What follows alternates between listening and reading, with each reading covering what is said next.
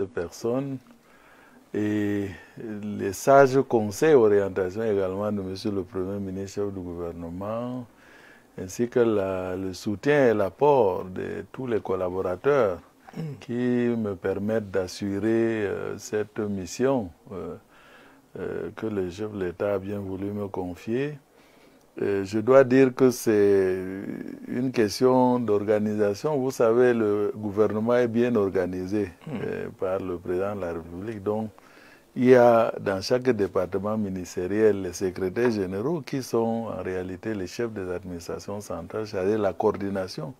Le ministre devient donc un superviseur et si toute l'équipe travaille bien, il n'y a aucun problème de supervision et je pense que c'est cette organisation que j'essaie de suivre de manière à ce que tous les dossiers des deux départements ministériels après sanction par les deux secrétaires généraux me parviennent normalement et comme j'avais déjà pris l'habitude de digitaliser un certain nombre de dossiers, cela a été facile. Ça vous facilite la tâche.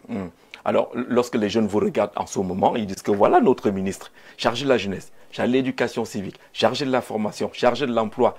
Finalement, c'est vous, le ministre, dans le sens large des questions les plus préoccupantes de la jeunesse aujourd'hui.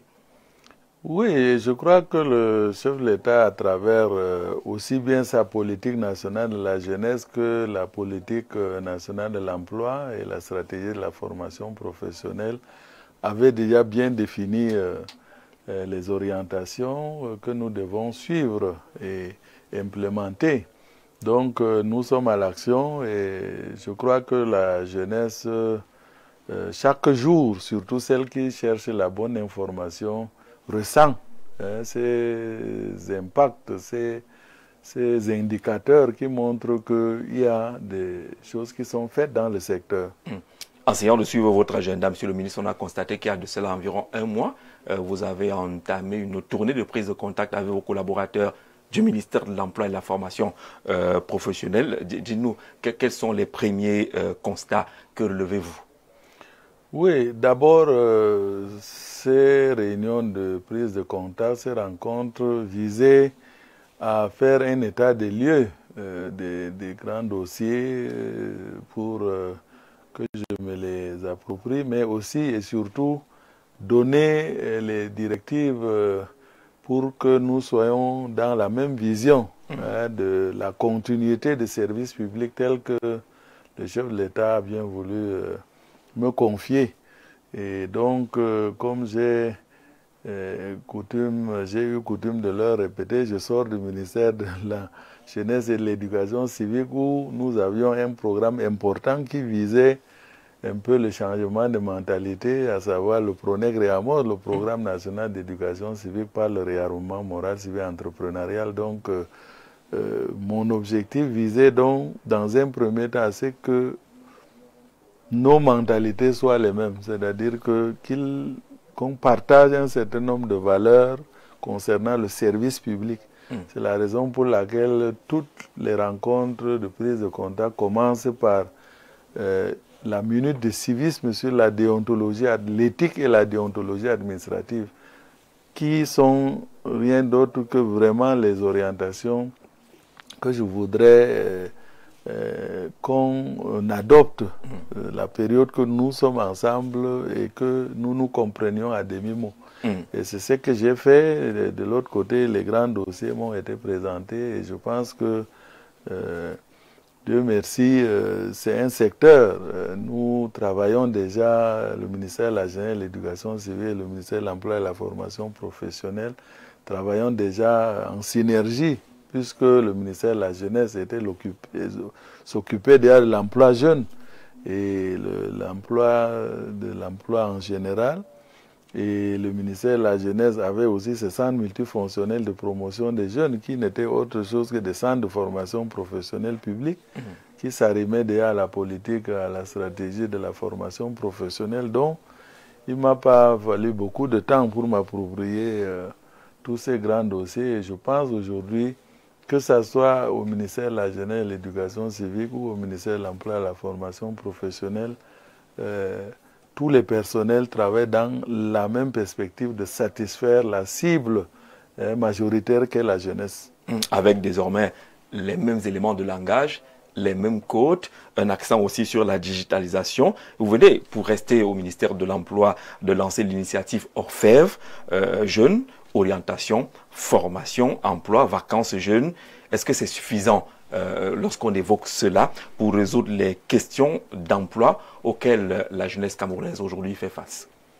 Orfèvre, peut-être pas tout de suite, mais comme je vous ai dit, l'analyse, l'état de lieu fait m'a amené à lancer cette opération avec la contribution de tous les collaborateurs et même les autres départements ministériels sectoriels, parce que d'abord c'est une préoccupation qui a été exprimée maintes fois par la jeunesse, d'avoir des guides, une bonne orientation dès le départ. Ensuite, l'accès à la bonne information.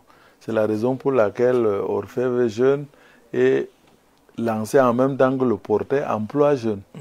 Le portail Emploi Jeune qui est une plateforme qui fédère donc toutes les initiatives en faveur de l'emploi jeune.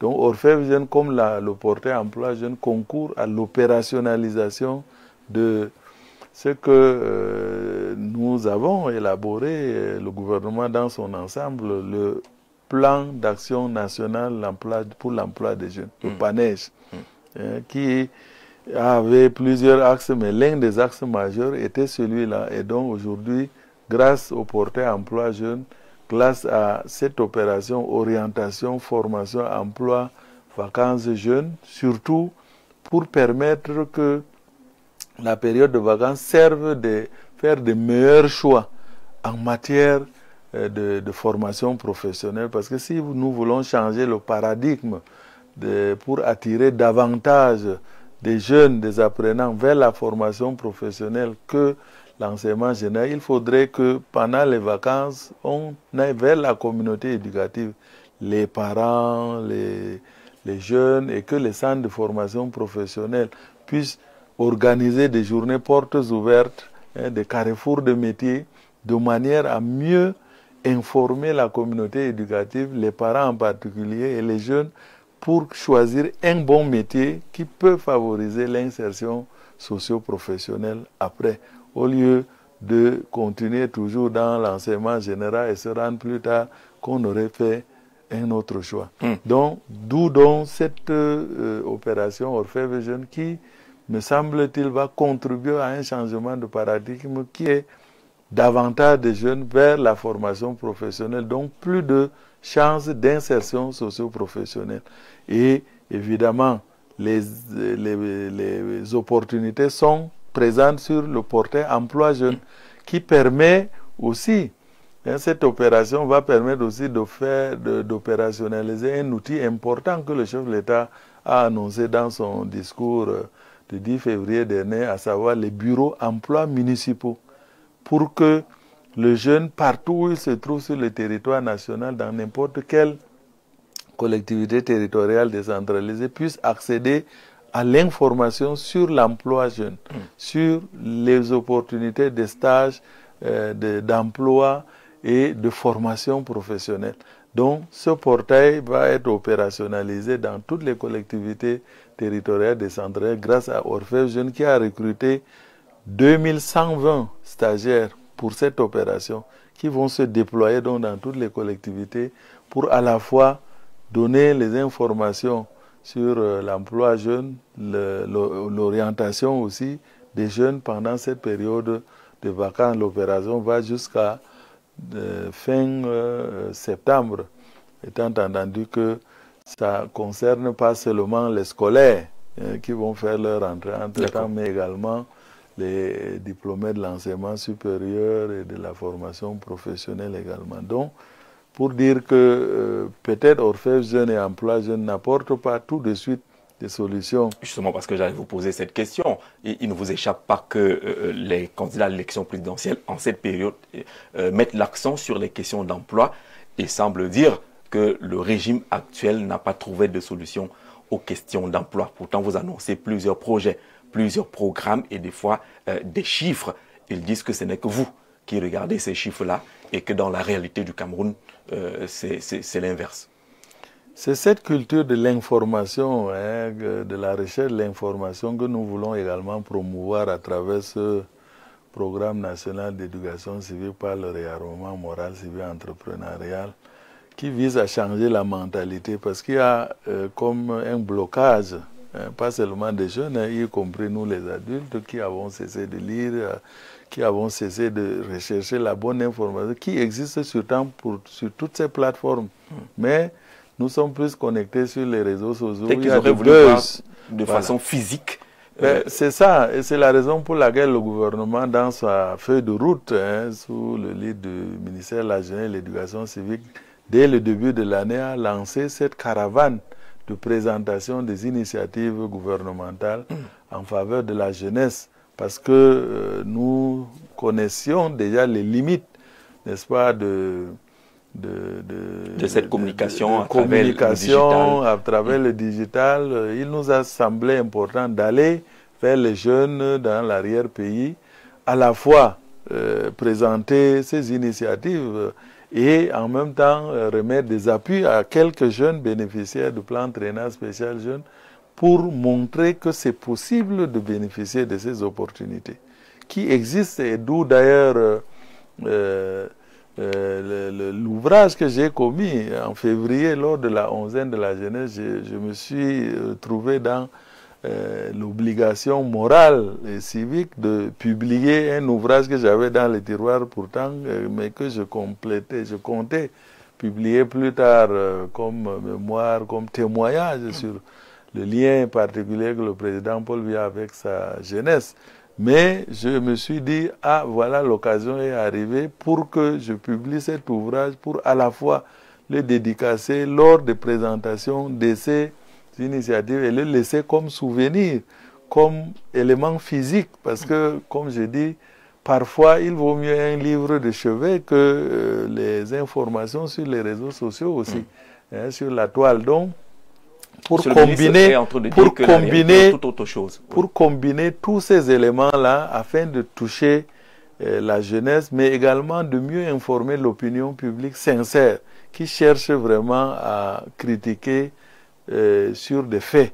Et c'est la raison pour laquelle je pense, je mets à défi ceux qui veulent bien critiquer sur des faits, d'accéder à cet ouvrage et de me démontrer que ces opportunités n'existent pas, puisque c'est palpable, c'est des éléments qui sont là. Malheureusement, parfois, on n'a pas l'information. Et d'ailleurs, je suis souvent choqué lorsque sur certains de vos plateaux, hein, des week-ends, je vois des intervenants parler des éléments concernant le secteur jeunesse sans avoir pris la peine de fouiller. Parce que quand on prépare un élément comme celui-ci, on fouille au moins quelques documents, hein, pour savoir comment se porte le secteur. Mais l'information qu'on a au niveau de l'opinion publique, c'est qu'il y a un ensemble de programmes. Il y a même le plan spécial triennal jeune, mais on semble ne pas repérer des success stories, les gens qui ont réussi à partir de ces programmes. C'est aussi parce qu'on ne cherche pas l'information? Pourtant, vous en diffusez tout le temps des success stories sur Info TV. J'ai vu des success stories. J'ai vu sur d'autres chaînes, la chaîne nationale, il y a des success stories. Il y a des événements. Toutes les foires qui sont organisées aujourd'hui sur le territoire, il suffit d'y aller pour voir comment la jeunesse a pris la question, par exemple, de l'impôt substitution pour se lancer dans le Made in Cameroun. Vous comprenez? Donc, c'est partout. Malheureusement, il y en a qui ne prennent pas la peine de voir, ou ils voient rouge à la place du noir. Bon, c'est pas le daltonien, mais ils refusent de voir. Alors, mais nous pensons que nous ne devons pas nous fatiguer en tant que chargés de l'éducation civique, parce que notre objectif, c'est amener la population en général et les jeunes à changer de comportement, à donc voir le juste et à apprécier ce qui est fait. Et donc nous changeons de méthode, nous partons du physique au digital et du digital au physique, et des rencontres en présentiel comme en ligne, les hangouts, etc. D'où d'ailleurs l'initiative Youth Connect Cameroun que nous avons lancée sous le très haut patronat du chef de l'État en 2019 et qui est aujourd'hui à sa deuxième phase et qui vise à connecter davantage de jeunes à ces opportunités, sur, aussi bien en présentiel qu'en ligne. Donc, je pense qu'il y a des choses à voir. Ceux qui ont suivi les premières étapes de la caravane nationale que vous avez initiée depuis environ un mois et qui vise les 10 régions. On a vu les étapes nord-ouest, est et autres, des foires qui sont organisées. Ces foires, c'est pour vous montrer à vous, monsieur le ministre, ou c'est pour montrer aux Camerounais qu'effectivement, on peut saisir ces opportunités et faire un pas vers la sortie de ce que d'aucuns va appeler l'emprisonnement du chômage? D'abord, tout commence dans le mindset, comme disent les anglo-saxons. Et c'est pourquoi aujourd'hui, il est important pour les adultes comme pour les jeunes qu'on ait un changement de mentalité. Qui soit orienté davantage vers la création de richesses, vers l'entrepreneuriat que la recherche d'emploi. Parce que si on est dans le style de recherche d'emploi salarié seulement ou de matricule comme à la fonction publique, alors on risque de laisser des opportunités passer.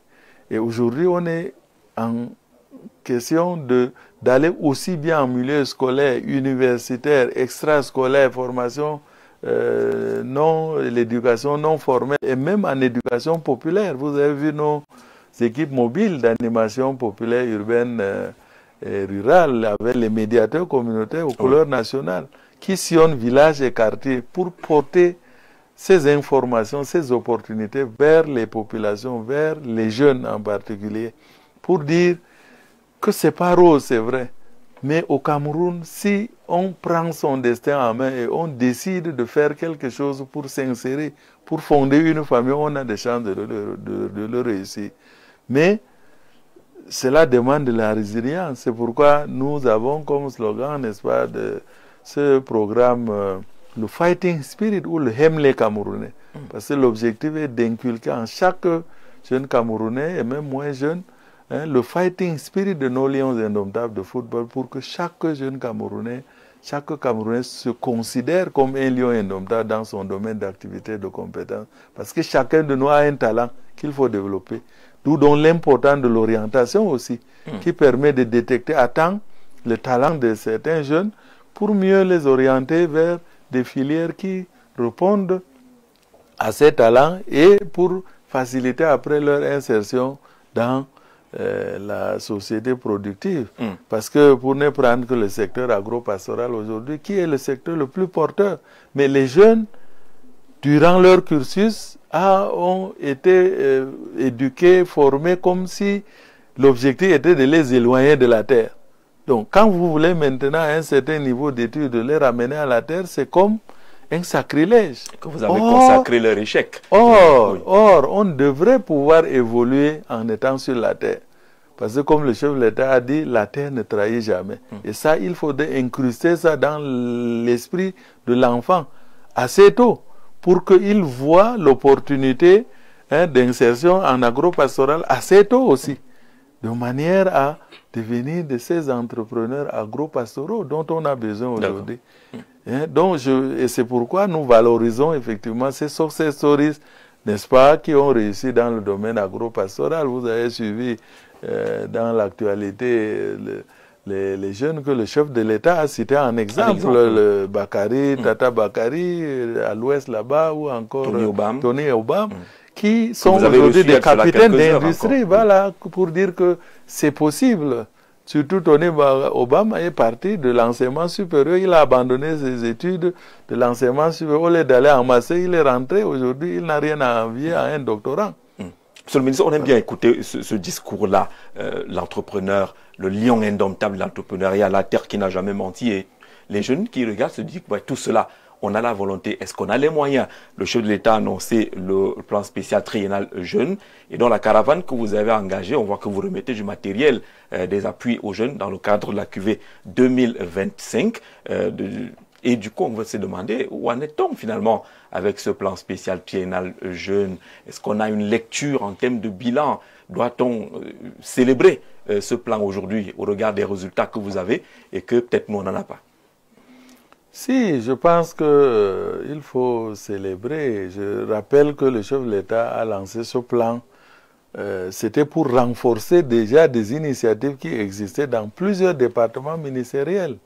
C'est pourquoi ce plan visait donc à renforcer ces activités dans 4 domaines principaux: l'agriculture au sens large, l'agro-pastoral, l'économie numérique, l'industrie, l'artisanat et surtout l'innovation technologique, parce qu'il faut aujourd'hui des créateurs, des innovateurs. Et donc, dans ces domaines-là, je pense que le travail a été fait et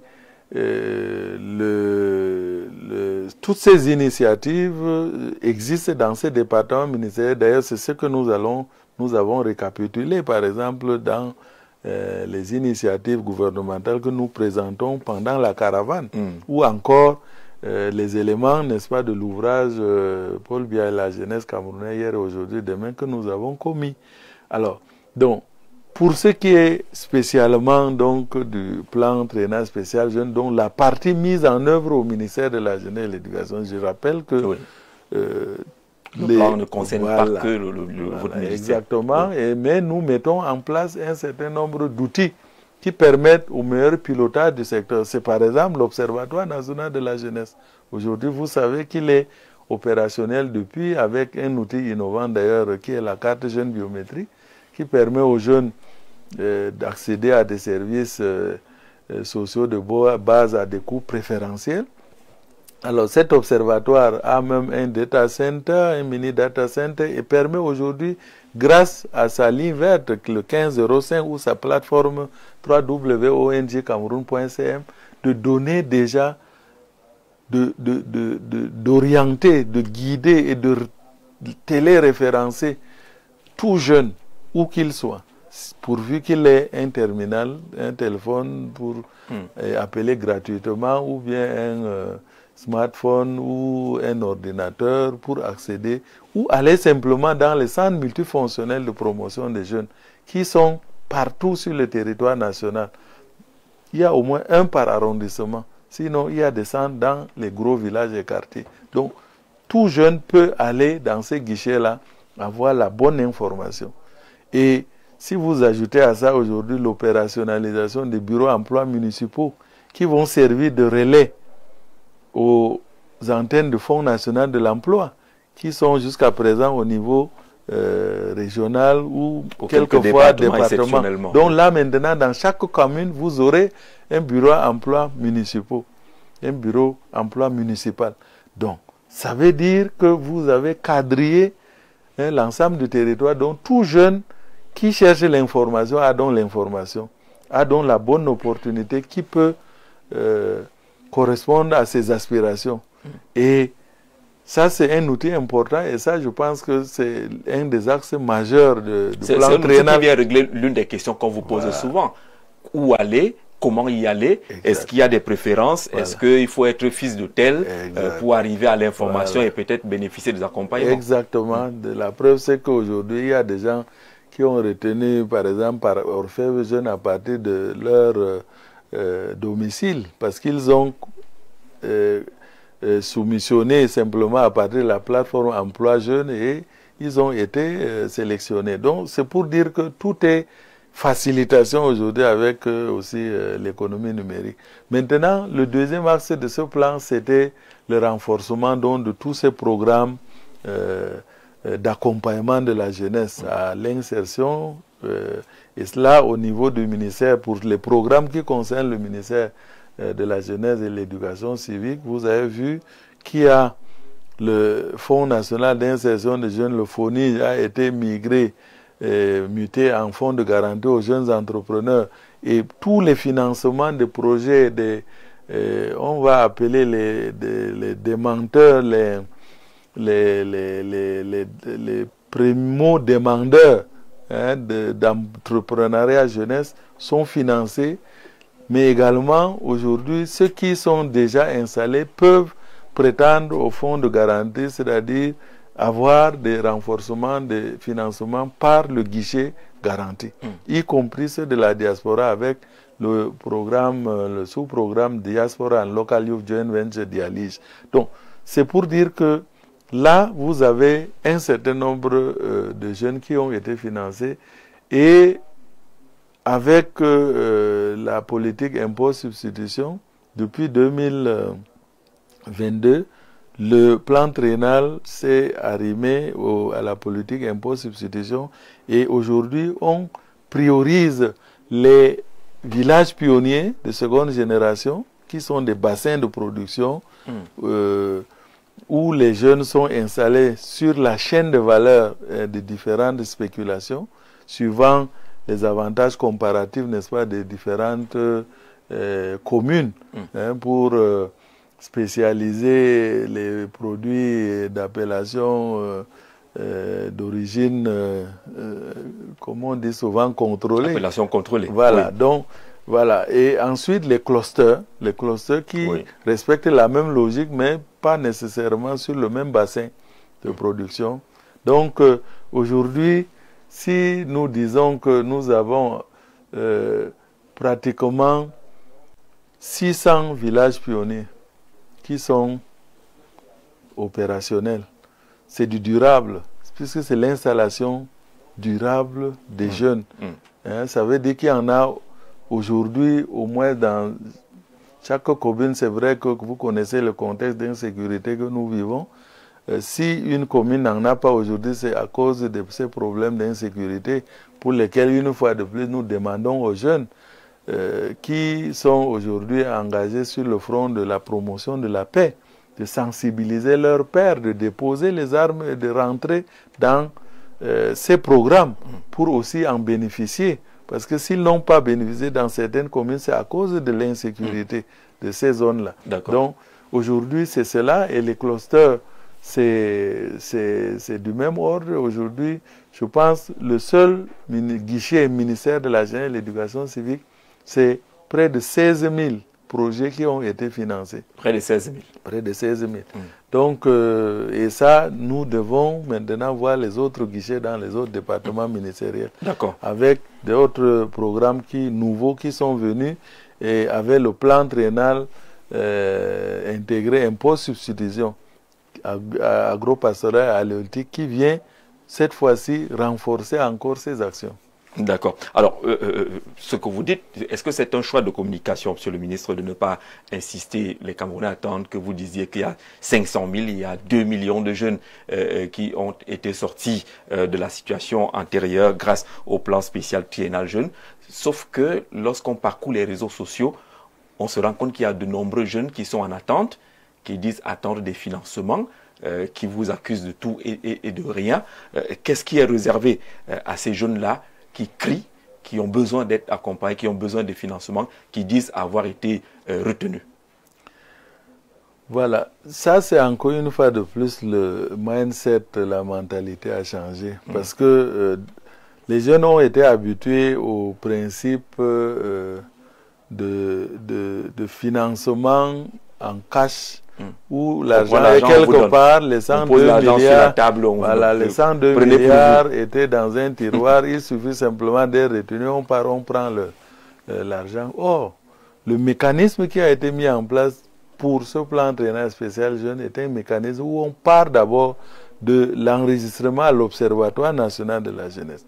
Ensuite, le réarmement moral, civil, entrepreneur, parce que c'est ce réarmement qui permet de crédibiliser le jeune, qui permet de changer cette mentalité du jeune, qui permet de l'engager davantage dans son domaine qu'il a choisi.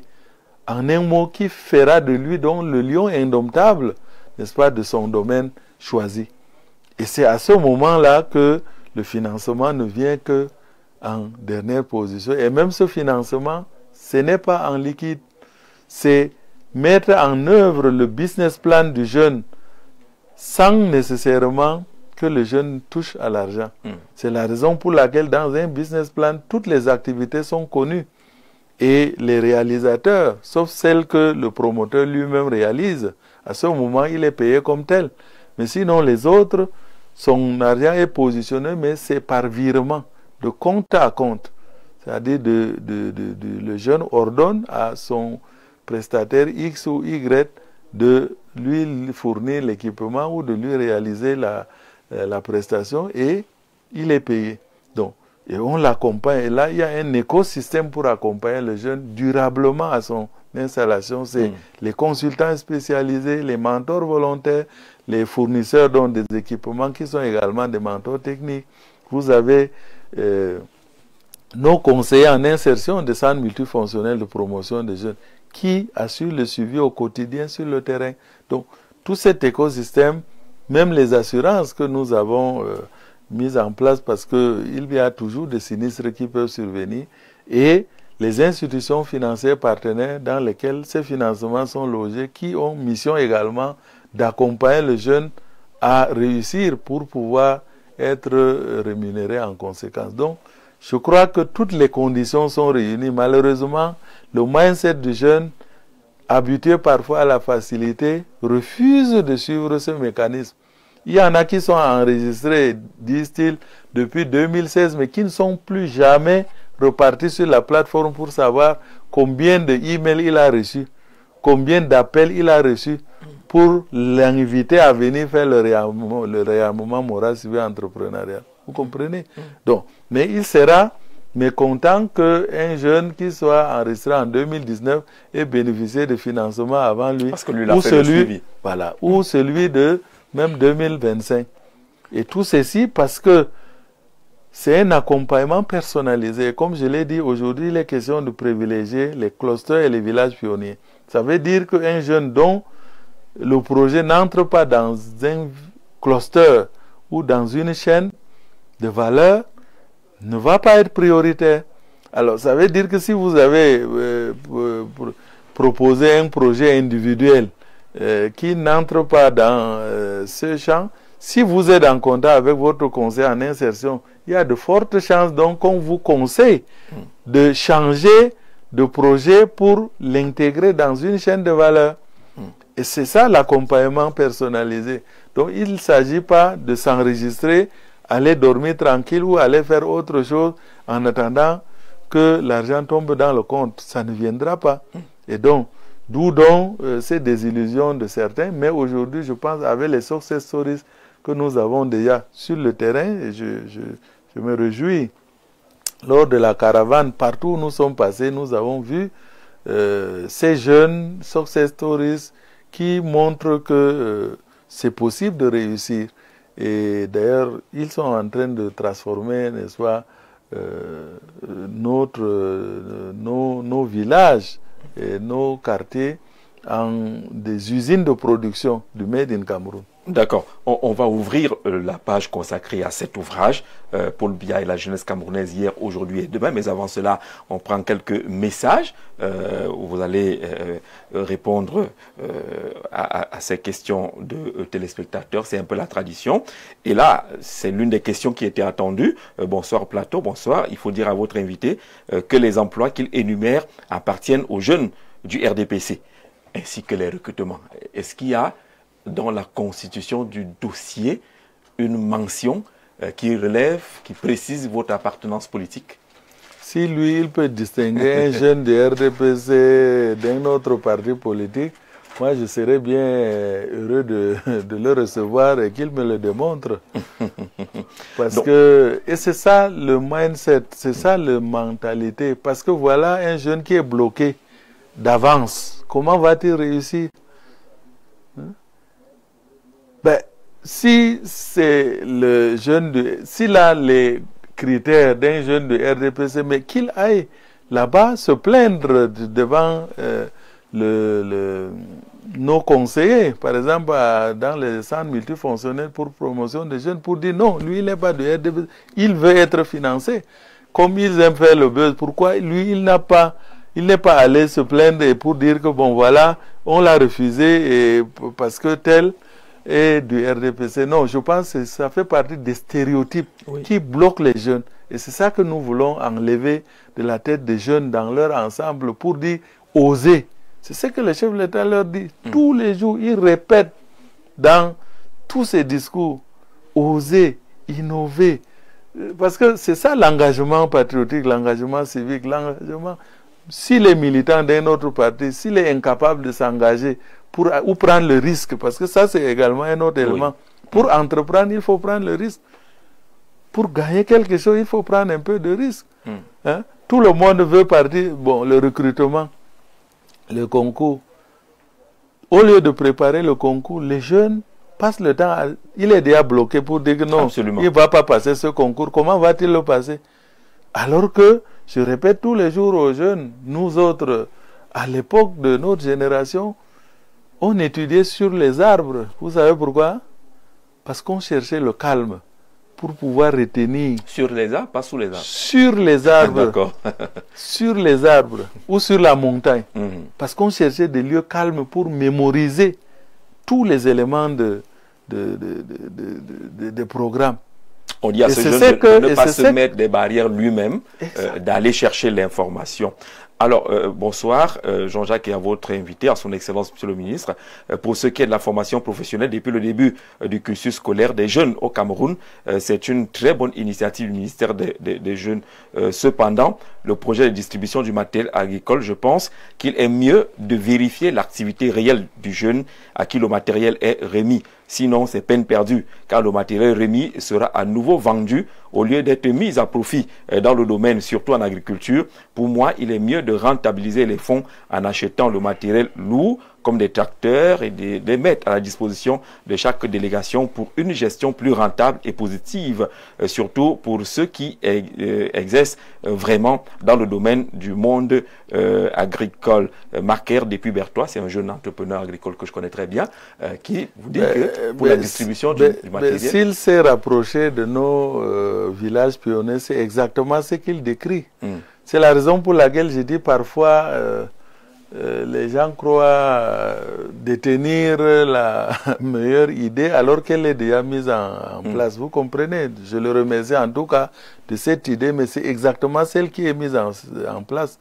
Aujourd'hui, c'est les agri-services. Par exemple, les jeunes sont installés en agri-service, c'est-à-dire des jeunes qui ont un petit pool d'engins lourds. Vous comprenez? Qui offrent des services de labour, de récolte, etc. pour faciliter en fait, pour réduire la pénibilité du travail agricole. Parce qu'aujourd'hui, si on veut engager davantage les jeunes vers les travaux agro-pastoraux, il faudrait alléger, réduire la pénibilité du travail agro-pastoral. Et d'où donc la constitution en des pôles qu'on a appelés agri-services qui offrent des services à d'autres jeunes qui, eux, sont détenteurs de leur exploitation, par exemple. Vous voyez, c'est d'où donc la chaîne de valeur dont on parle, qui sont en intrant aussi bien dans la production que la transformation, le transport, etc. Vous voyez? Donc, ce qu'on fait, c'est vraiment les villages pionniers de deuxième génération. Deuxième génération parce qu'il est question de mettre en œuvre de l'agriculture de deuxième génération. Il comprend bien que ça ne peut être que mécanisé. Donc, s'il voit les matériels qu'on remet aux jeunes, même s'il y a quelques coupes-coupes, parce qu'on ne se passera jamais. Et ça, il faut que les jeunes, une fois de plus, apprennent que le travail manuel qu'on fait depuis l'école primaire est important. Parce que quelqu'un qui ne connaît pas tenir une machette, tenir un matériel de travail manuel, quel que soit là où il va se trouver, il aura un blocage quelque part. Donc, c'est la raison pour laquelle donc, nous essayons de lever tous ces blocages qui empêchent la jeunesse aujourd'hui d'aller vers les travaux mais dans ce qu'il dit, il a la réponse. Les jeunes qui prennent le matériel pour le revendre, je pense qu'il a déjà fait une dénonciation. Ça a été déjà résolu. D'accord. Le mécanisme que je vous ai décrit tout à l'heure est résolu parce que, vous savez, on a pris les leçons des projets d'insertion socio-économique des jeunes de première génération, tels que le Pageru, les Piazzi, etc. Donc, arrivé au plan traîneur spécial, on a modifié les mécanismes en faisant en sorte que les fournisseurs ne sont plus les amis. Parce que quand ils faisaient ça, c'était les jeunes choisissaient leurs amis pour leur fournir de matériel et juste après la cérémonie, c'était parti. Donc aujourd'hui, ceux qui fournissent les équipements aux jeunes, c'est des mentors. C'est-à-dire c'est des gens qui sont payés pour ça et dont la mission, c'est d'aider le jeune. Ils forment d'ailleurs le jeune à ces matériels-là. Donc ils accompagnent le jeune. Il a la mission d'accompagner le jeune. Donc, si jamais le risque qui peut arriver, c'est que le jeune abandonne. S'il n'a pas été bien réamorcé, il peut abandonner ces matériels. Et nous avons déjà prévu la reprise, c'est-à-dire que tous ces matériels sont nantis. Donc, ça veut dire, si un jeune abandonne, on donne à d'autres jeunes en attente. Donc, cette question est réglée. Est déjà réglée.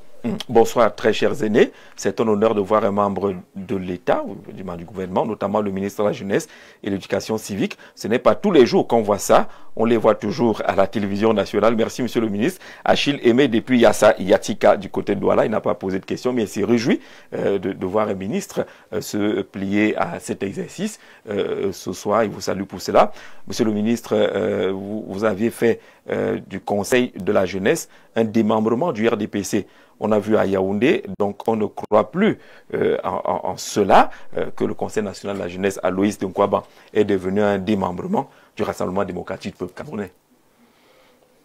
C'est-il le rôle du Conseil national de la jeunesse? Parce qu'il faut d'abord aller adhérer à cette plateforme pour savoir de quoi il est question. Je ne suis pas sûr qu'il est membre qu'il est dans la plateforme du Conseil national de la jeunesse. Ça, c'est encore une fois de plus les stéréotypes. Le Conseil national de la jeunesse est inclusif. Ça veut dire qu'on ne va pas exclure les jeunes leaders. Qui seraient d'autres formations politiques ou d'autres organisations de la société civile. C'est d'ailleurs ça, cet apprentissage que nous voulons mettre. Parce que ce Cameroun doit être pluriel. D'où donc tous ces partis politiques que le chef de l'État a légalisés en apportant cette démocratie. Et cette démocratie se vit aussi au sein du Conseil national de la jeunesse du Cameroun. Où tous les leaders, lui-même, il peut partir prendre la tête du Conseil national de la jeunesse, peut-être de sa localité, ou pourquoi pas le national, et tout en étant d'un autre parti politique.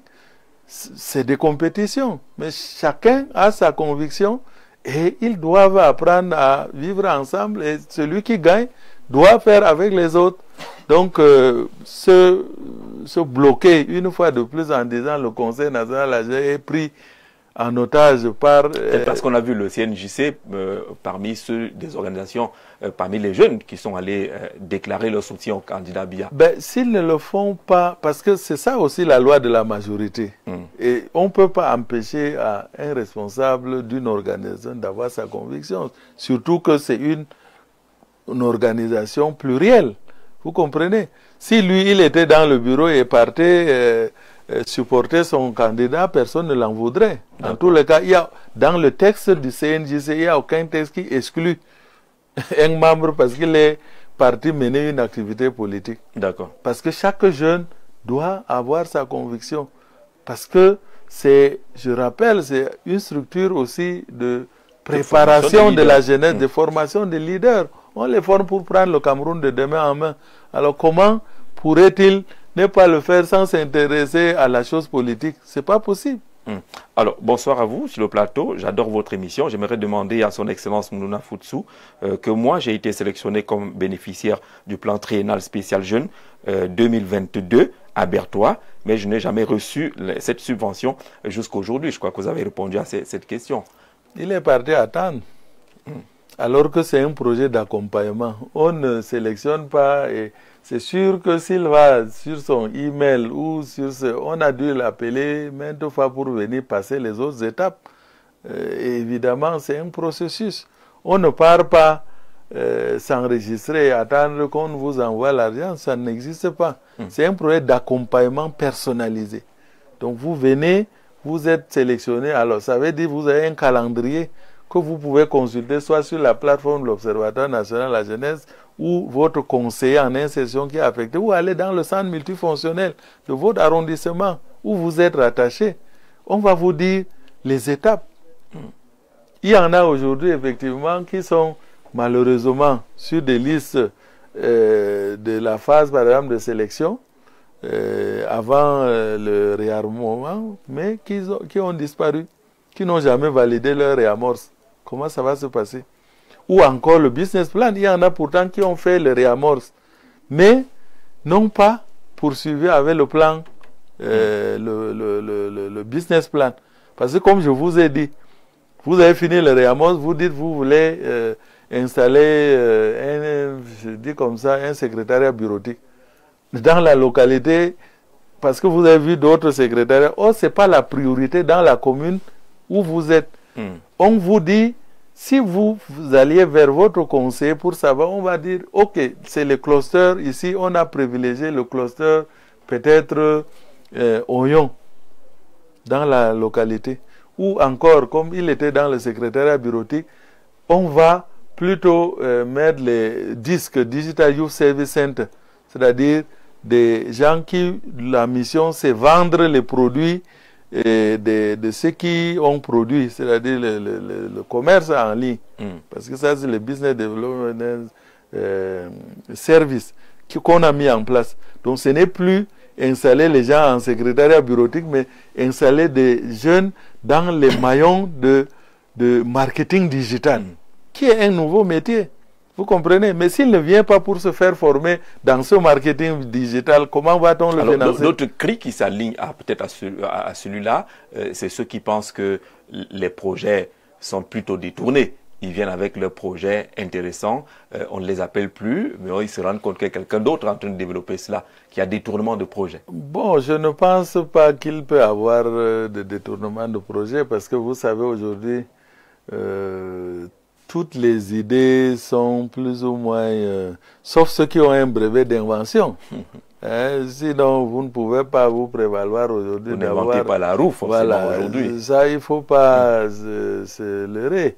Et ça, je pense aussi qu'il faut être humble dans... C'est de construire. Oui, ça participe toujours de la mentalité. L'humilité est importante. D'accord. Et donc, il faut se soumettre au processus.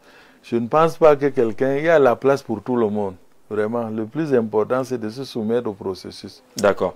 Quelques questions encore. Bonsoir à vous sur le plateau. Le ministre est posé et répond clairement aux questions, je le constate. Qu'il nous dise les jours où il reçoit les Camerounais qui sollicitent le rencontrer au ministère de l'Emploi et de la Formation professionnelle, Emran à Yaoundé 5, qui veut savoir quels sont les jours d'audience dans votre ministère, puisqu'il observe que vous répondez. Je n'ai pas de jours d'audience, et les jeunes, si elle demande même les jeunes de son environnement, les jeunes lui diront que je suis connecté 24 heures sur 24 et que je n'ai pas de jour d'audience. Mes portes sont ouvertes et tous les jeunes ont mes numéros. Il suffit qu'elle demande à un jeune leader, si elle n'est pas elle-même dans une organisation de jeunesse, elle va avoir mon contact et elle peut venir ou me poser des questions. Et comme j'ai dit, l'Observatoire aujourd'hui a même le 1505, qui est une ligne verte. Une ligne verte, donc peut poser toutes ces questions. Mais si elle veut à tout prix me voir, elle arrive au bureau, il n'y a pas de problème, on va la recevoir. D'accord, c'est clair, c'est dit en direct. Si vous allez au ministère, qu'on ne vous reçoit pas, faites-moi un message la prochaine fois. Elle fait un selfie, elle envoie. Que je suis devant le ministère, voilà. On ne m'a pas reçu. C'est ça aussi, hein, parce que les jeunes, je dis une fois de plus, les jeunes utilisent mal les réseaux sociaux, alors que les réseaux sociaux, c'est pourquoi nous avons déployé les formations des volontaires pour apprendre aussi aux jeunes la meilleure utilisation de ces réseaux sociaux. Parce qu'on peut utiliser le réseau social pour un bon plaidoyer qui marche. Et ça marche. Voilà. Peut-être que vous avez anticipé sur la question de Calice Talom. Bonsoir Jean-Jacques, bonsoir à votre invité, Monsieur le ministre. C'est quoi la priorité aujourd'hui pour le Cameroun en termes d'emploi des jeunes dans le secteur de l'intelligence artificielle? C'est un secteur particulier. Oui, nous attendons beaucoup d'ailleurs des jeunes dans ce domaine. On a ouvert d'ailleurs des incubateurs dans nos centres multifonctionnels de promotion des jeunes spécialisés pour l'accompagnement des jeunes dans ce domaine-là, les Lab Jeunes en collaboration avec les partenaires comme IAI, Cameroun, etc. Parce que si nous ratons la révolution digitale aujourd'hui avec l'intelligence artificielle, on ne va pas rattraper ce déficit-là. Et c'est une opportunité. Il faudrait donc que les jeunes s'engagent là-dedans, dans ce champ. pour être des lions indomptables, comme je dis, dans le domaine de l'intelligence artificielle, que ça ne soit pas les produits, parce que si elle comprend bien ce que l'intelligence artificielle veut dire, cette intelligence se construit. Donc il faudrait que nous, si nous sommes forts dans l'écosystème, nous allons vendre cette intelligence à d'autres pays. Mais si nous ne sommes pas engagés et mobilisés, c'est les produits des autres que nous allons consommer. Donc, mais à ce niveau, je dois dire quand même que pour avoir visité plusieurs foires, n'est-ce pas, et salons de nos jeunes dans ce domaine, pour avoir suivi un peu aujourd'hui les jeunes bénéficiaires de fonds de prototypage du chef de l'État mis en œuvre par l'agence de promotion des petites et moyennes entreprises, la PME, je crois qu'il y a des jeunes qui se distinguent déjà et le gouvernement est en train de les accompagner. D'ailleurs, la ministre des Postes et Télécommunications, avec les différents camps de jeunes qu'elle organise, les camps numériques, etc., détecte pas mal de jeunes qui sont aujourd'hui en train d'être accompagnés par le gouvernement. Et là, nous demandons simplement que cette masse soit critique, qu'il y ait davantage de jeunes qui s'intéressent à l'économie numérique, à l'innovation et à l'intelligence artificielle qui est aujourd'hui le champ de bataille. Question d'un journaliste, Norbert Ollier-Baudet, le ministre, pourquoi le plan triennal spécial jeune est devenu un plan décennal? Que reste-t-il des 102 milliards de francs CFA? Est-ce que vous avez une réponse là-dessus? Oui, je dois dire que c'est la constance et la magnanimité du chef de l'État qui l'a prescrit pour sa jeunesse. Je rappelle que c'est un cadeau d'anniversaire qu'il a offert à la jeunesse lors de la célébration du cinquantenaire de la fête de la jeunesse. En 2016, malheureusement, il sait ce qui s'est passé cette année-là. Il l'a prescrit, convaincu qu'il allait sortir les jeunes, notamment de l'extrême nord, qui étaient déjà dans le grief de Boko Haram, pour s'adonner à la construction du pays. Malheureusement, en 2016, en fin d'année 2016, les crises du nord-ouest et du sud-ouest éclatent. Et vous comprenez, avec en même temps qu'une crise économique aussi internationale. Donc, très vite, les conditions sont devenues compliquées pour la mobilisation de ces ressources. Et je pense que le gouvernement a fait ce qu'il pouvait pour mobiliser le maximum de ressources, mais au regard du fait que les résultats ne sont pas atteints, le chef de l'État a pensé qu'il fallait glisser pour que le maximum de jeunes soient accompagnés, soient bénéficiaires. Et je pense que c'est une fois de plus sa constance dans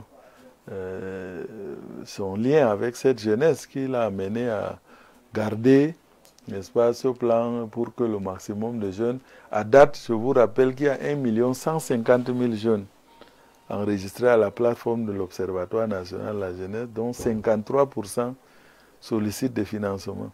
Donc vous comprenez que devant cette demande, le chef de l'État ne peut que garder ce plan et en rajouter d'autres, d'où donc le plan triennal intégré impôt-substitution qu'il a lancé, qui vise à peu près les mêmes choses. Vous avez vu dans les autres départements ministériels, des programmes se sont multipliés au niveau du ministère de l'élevage, le ministère de l'agriculture, le ministère des petites et moyennes entreprises. Un peu partout, les programmes se multiplient. Et le rôle aujourd'hui du plan triennal avec l'Observatoire, c'est de fédérer tout cela au niveau pour les rendre, amener l'information accessible à la jeunesse. Le portail emploi jeune qui a été développé par le MINEFOP va dans ce sens. L'initiative Orfèvre Jeune va dans ce sens pour que tout jeune, où qu'il se trouve, ait le choix et le bon choix. D'accord. C'est cette question de Yannick depuis le quartier Mendon ici à Yaoundé, entre ici, qui va permettre que vous donniez une fois pour toutes, en tout cas pour cette émission, le chemin à suivre. J'aimerais savoir du fait que vous recevez ce soir à votre émission du Grand Soir le ministre de la Jeunesse et intérimaire du ministère de l'Emploi et de la Formation professionnelle. Quelle est la procédure pour recevoir un accompagnement pour un projet dans le métier de la coiffure homme professionnel? Yannick, une fois, quelles sont les procédures? Où est-ce qu'on doit avoir la bonne information pour entrer justement dans le circuit? Là où elle se trouve, il y a... Elle a dit dans quel quartier? Quartier Mendon. Mendon, c'est Yaoundé 6. Yaoundé 6, d'accord. Oui. Il y a un centre multifonctionnel de promotion des jeunes de Yaoundé 6. Elle y va. Elle va être accompagnée par un conseiller en insertion. Elle lui présente son idée de projet. Elle va s'enregistrer à l'Observatoire national de la jeunesse sur la plateforme, parce que c'est important qu'on sache tous les jeunes et leurs aspirations. C'est ça la plateforme. Donc, mais elle peut aussi, là où elle est, si elle a un smartphone ou un ordinateur, taper www.ongcameroun.cm. Elle peut s'enregistrer de là où elle est et être référée directement au CMPG de Yaoundé 6. Ça veut dire que le chef de centre va avoir dans sa base de données qui a mademoiselle ou madame telle qui s'est enregistrée et qui sollicite un accompagnement. Maintenant, elle a le choix entre cet accompagnement en ligne ou en présentiel. Si c'est en ligne, et c'est là où beaucoup faute, parce que dès que ce sont enregistrés, il reste... non, il doit aller parce qu'il y a des messages qu'on lui envoie pour commencer son réarmement moral civil entrepreneurial. Ou alors va en présentiel faire ce réarmement moral civil entrepreneurial. Je rappelle que la validation de son réarmement moral civil entrepreneurial, de son réamorce, se termine par une activité d'intérêt communautaire, c'est-à-dire une activité de volontariat. Ça veut dire il faut que le jeune soit en mesure, comme on dit en volontariat, de se mettre, de rendre un service à sa communauté de manière désintéressée, sans rien en attendre. C'est ça le volontariat. Et c'est là où on sait maintenant qu'il est prêt à se mettre au service de sa nation, de manière également désintéressée, pour que ce pays aille vers l'émergence. Et donc c'est après ce réamorce-là que son idée de projet, est-ce que c'est un atelier de coiffure, est-ce que c'est autre chose, qu'elle pose donc ce problème.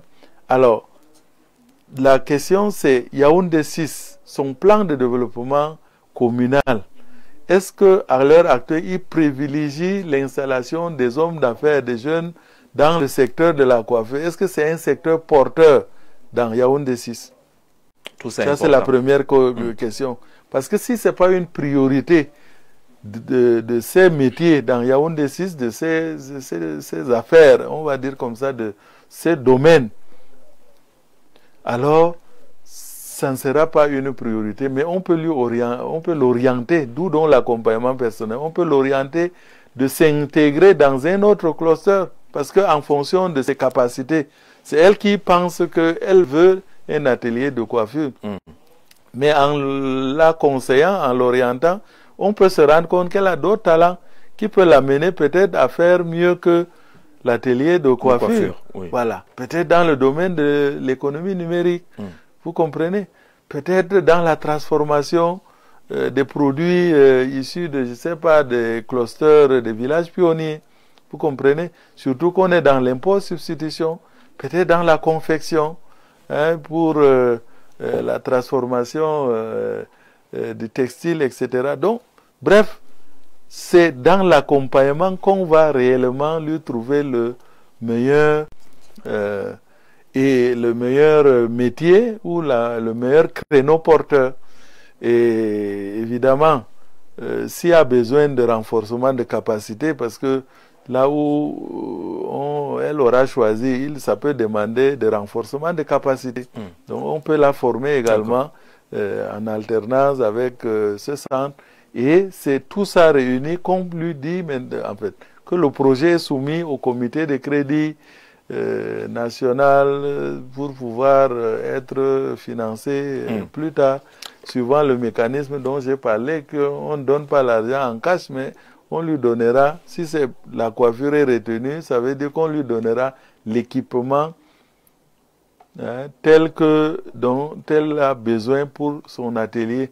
Peut-être même qu'on lui aménagera son atelier avant, ensuite l'équipement, etc., suivant le business plan arrêté.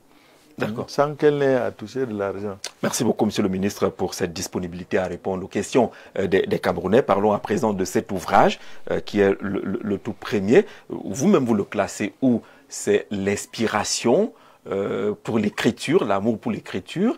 Est-ce que c'est un livre solution relativement aux questions des Camerounais? Est-ce que c'est un livre témoignage? Vous le classez où? Ben, je pense que c'est un livre témoignage, parce qu'en réalité, comme je vous l'ai dit, c'est une idée qui m'avait traversé depuis plus de 6 ans, pour dire au regard de mon parcours, parce que je dois rappeler, ça il faut que je le dise encore une fois de plus, merci au président de la République, le président Paul Biya, dont je suis le produit depuis jeune, bénéficiaire de sa politique de jeunesse. Ensuite, comme fonctionnaire, je suis promu à une responsabilité opérationnelle pour cette politique. Ensuite, maintenant, au niveau stratégique pour la supervision, la coordination de cette politique. Donc, je pense que j'ai vu toutes les étapes et je pensais qu'il fallait que j'ai cet ouvrage-là de témoignage sur le lien entre le président Paul Biya et sa jeunesse durant ce parcours-là. Et évidemment, le contexte l'a prêté, comme je vous l'ai dit, en début d'année, au regard de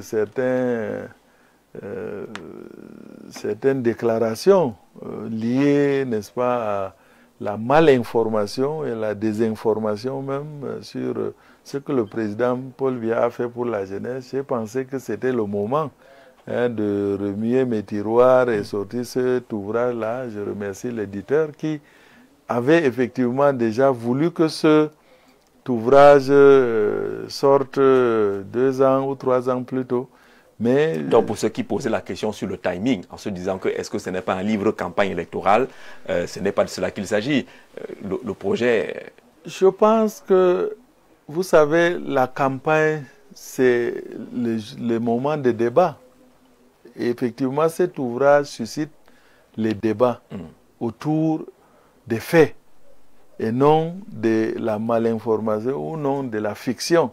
C'est ce que j'ai voulu que cet ouvrage serve d'élément de débat dans cette période pour que ceux qui ont vraiment envie de critiquer la politique de la jeunesse du président Paul Biya le fassent sur des bases justes, sur des faits et non sur des suppositions. Voilà. Donc, le temps, je peux dire qu'il peut contribuer effectivement à la campagne électorale.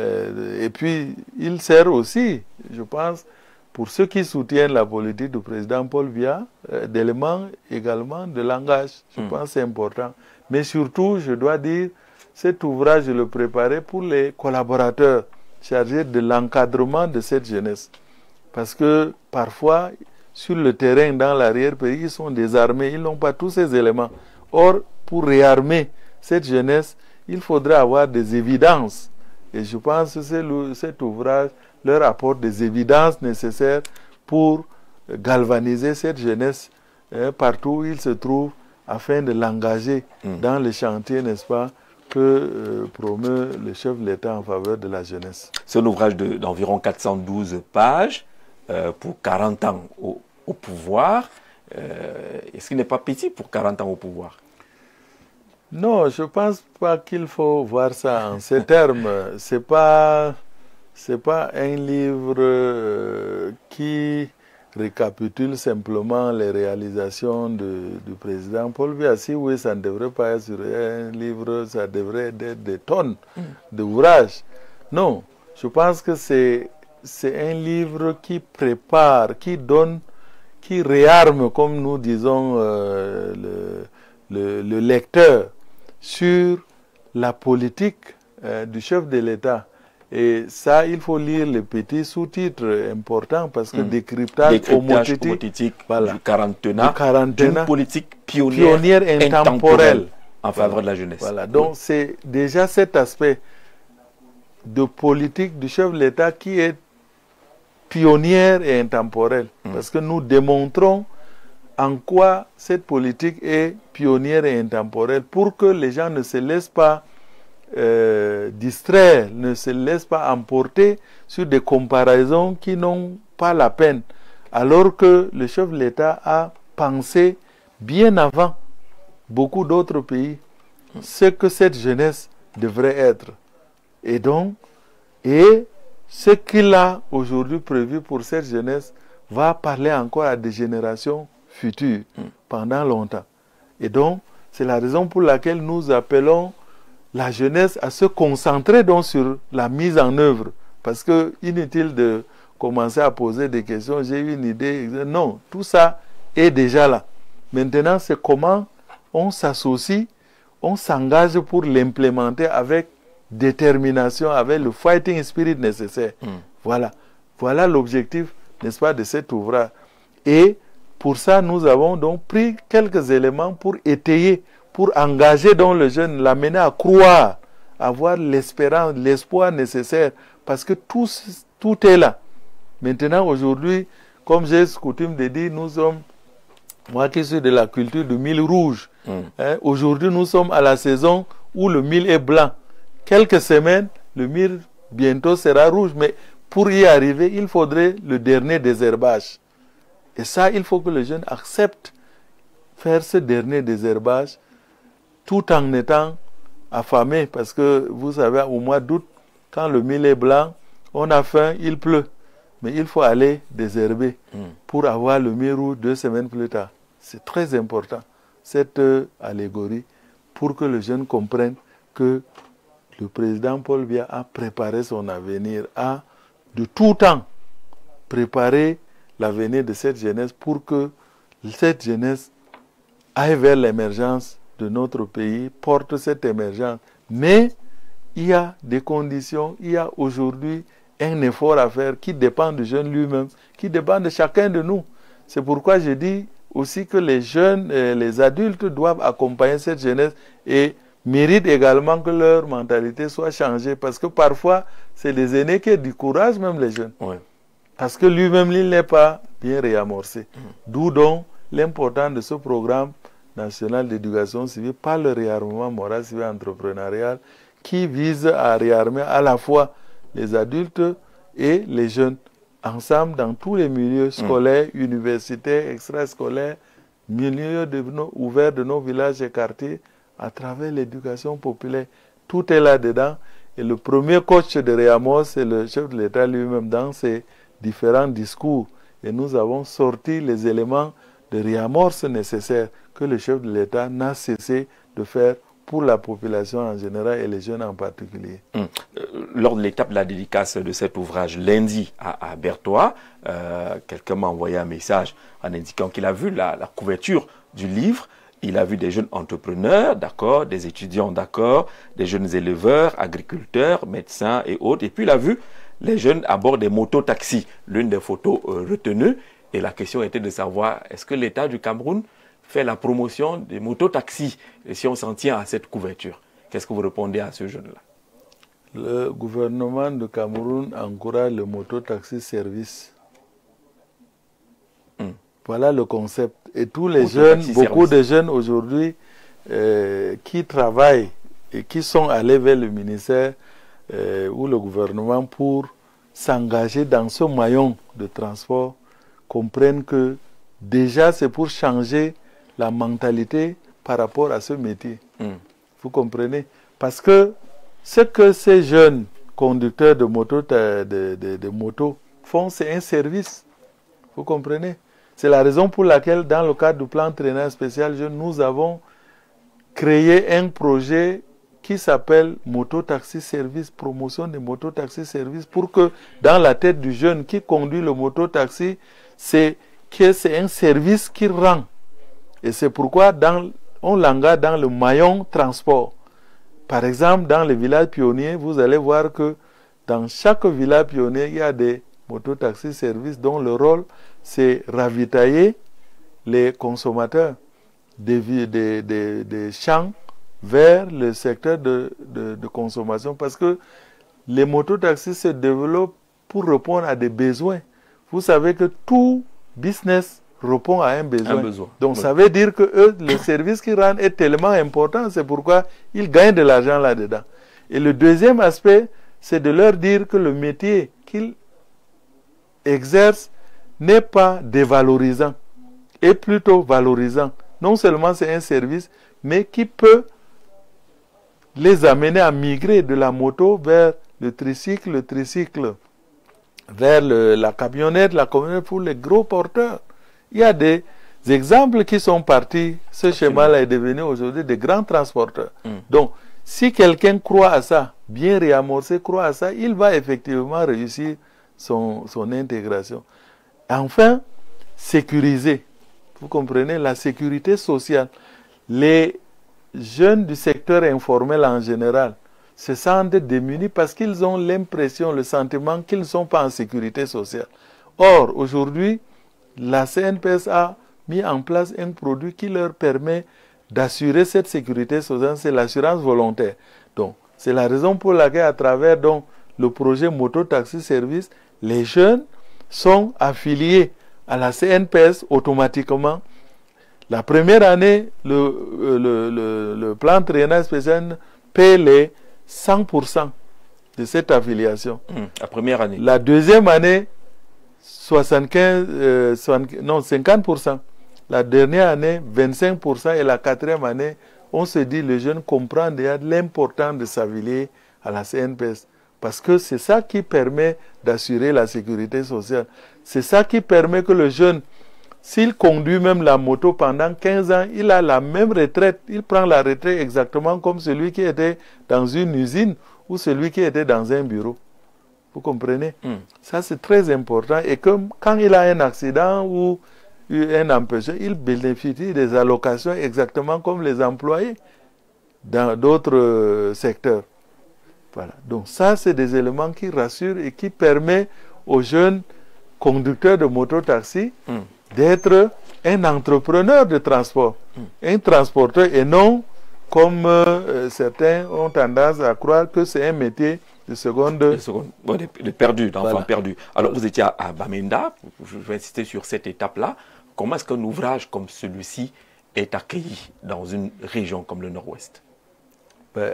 À voir le nombre de personnes qui étaient à la dédicace, je dois dire que tout le monde perçoit et a envie en réalité de découvrir dans les faits ce qui est annoncé dans cet ouvrage. Parce que, comme je le dis, beaucoup de gens ne connaissent pas réellement ce que le président Paul Biya a fait pour cette jeunesse. C'est pourquoi certains, de bonne foi pourtant, font des déclarations parce qu'ils ne sont pas au courant.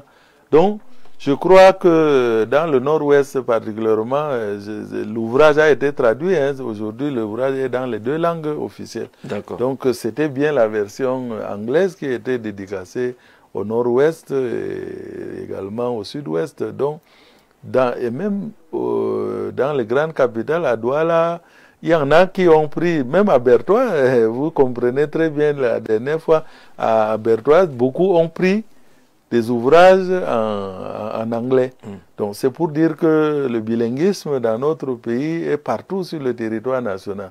Et donc, je crois qu'avec cet ouvrage, et j'ai souscrit à l'idée de l'éditeur, n'est-ce pas, de faire le plaidoyer auprès des personnes ressources qui soient capables, n'est-ce pas, d'offrir des exemplaires gratuitement aux jeunes au regard de son coût. Nous-mêmes, nous l'avons fait pour certaines catégories de population, mais je pense qu'il est important que les élites puissent l'acheter et l'offrir aux jeunes et aux parents. aux parents, c'est très important parce que beaucoup de parents manquent d'informations pour mieux orienter leurs jeunes. Si certains parents avaient toutes ces informations, je suis sûr qu'ils auraient mieux orienté leurs jeunes vers des métiers porteurs, vers des métiers qui leur permettent d'avoir tout de suite une insertion socio-professionnelle. Donc, c'est vraiment à l'usage de tout le monde pour la bonne information et que des hommes de bonne volonté puissent effectivement en offrir aux jeunes pour les partager lors de leur des tenues de leur association ou bien de certaines rencontres. Des comités de développement, d'autres rencontres. La prochaine étape, c'est Ebolova dans le sud. Exact. Nous allons terminer par Ebolova le week-end prochain. Le livre sera disponible à Ebolova. Pour résumer tout cela, Monsieur le ministre, ce livre, c'est le dévoilement des réalisations du chef de l'État au profit de la jeunesse. C'est comme cela qu'il se présente?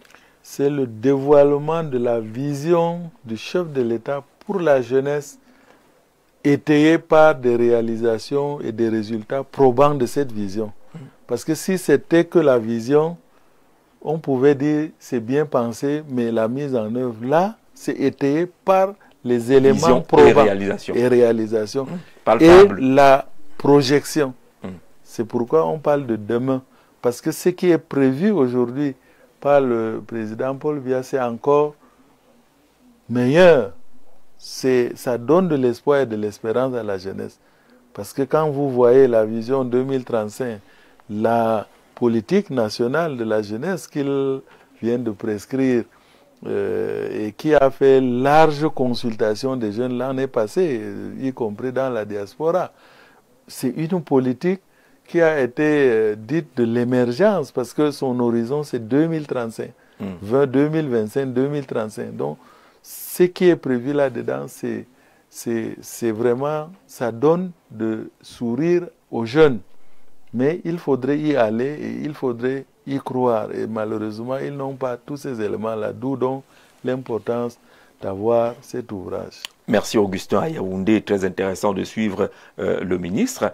C'est ce dont on a besoin et que quel que soit le bord politique auquel on appartient, il faudra que ça se poursuive ainsi avec un peu de contraction ou de contradiction, je sais ce qu'il voulait dire. Augustin, on fera l'effort d'avoir régulièrement les membres du gouvernement, que tout soit dans l'esprit du monsieur le ministre de la Jeunesse, qui sait également que les Camerounais, les jeunes, nombreux sont en train de converger vers le stade Amadou Ahidjo pour cette rencontre tout à l'heure à 20h entre l'équipe nationale du Cameroun, les Lions indomptables du Cameroun, l'équipe des Swatini, match comptant pour les éliminatoires de la Coupe du monde de football. Est-ce que monsieur le ministre y sera, mais quel est le vœu de monsieur le ministre aujourd'hui pour cette équipe nationale du Cameroun, pour le Cameroun? C'est de continuer à servir d'exemple parce que comme je vous l'ai dit, le programme national d'éducation civique par le réarmement moral, civil et entrepreneurial, le PRONEC réarmement, ce que le gouvernement met aujourd'hui en œuvre pour amener le Cameroun au changement de mentalité et fondé sur l'exemple des Lions indomptables du Cameroun. Donc aussi bien dans le vivre ensemble que dans le fighting spirit, le Hemle camerounais. Là. Donc il faudrait que tous ceux qui sont dans cette équipe soient dans cet esprit pour servir donc de modèle, puisque nous sensibilisons les jeunes à s'identifier à eux, donc il faudrait qu'eux, ils soient toujours des exemples, donc des comportements exemplaires. Voilà. Donc voilà un peu le vœu, évidemment, gagner toujours, parce que l'objectif c'est gagner. On a le fighting spirit, c'est pour gagner. Dans l'entrepreneuriat, on doit être le meilleur. Donc, il faut qu'il y ait toujours ces lauriers qui font rayonner, n'est-ce pas, notre pays à l'international et qui montrent que la diplomatie du sportif, du chef de l'État est toujours porteuse d'espoir pour notre jeunesse. Voilà le vœu. Et il faut je gagner. pense déjà que ce match-ci, le vœu immédiat, c'est déjà de le gagner et de continuer ces victoires-là dans le vivre ensemble harmonieux, dans l'esprit de combat, de fighting spirit qui les caractérise.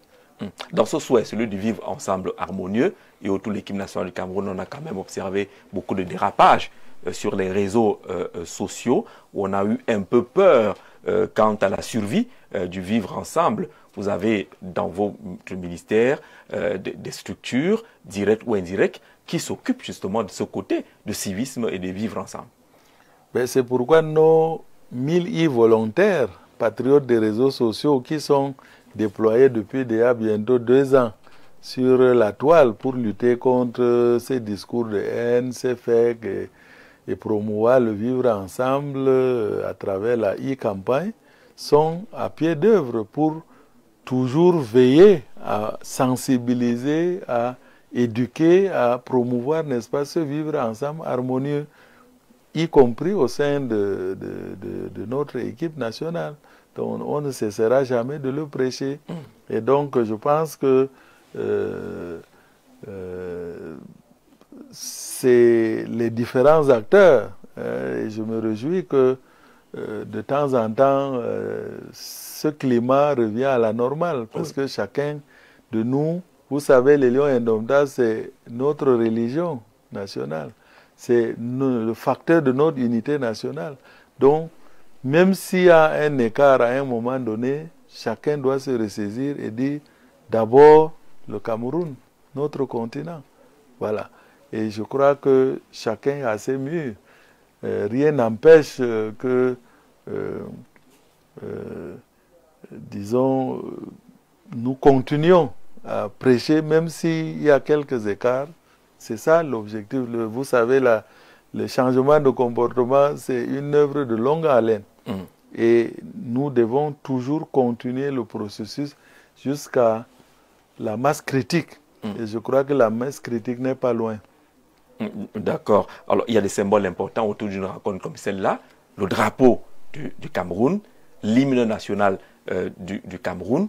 Les programmes que vous développez au ministère de la Jeunesse et de l'Éducation civique portent-ils déjà des fruits avec l'exécution de l'hymne national, la levée des couleurs, des éléments qui, il y a de cela quelques années, avaient quelque peu disparu et qui n'étaient plus fondamentalement respectés?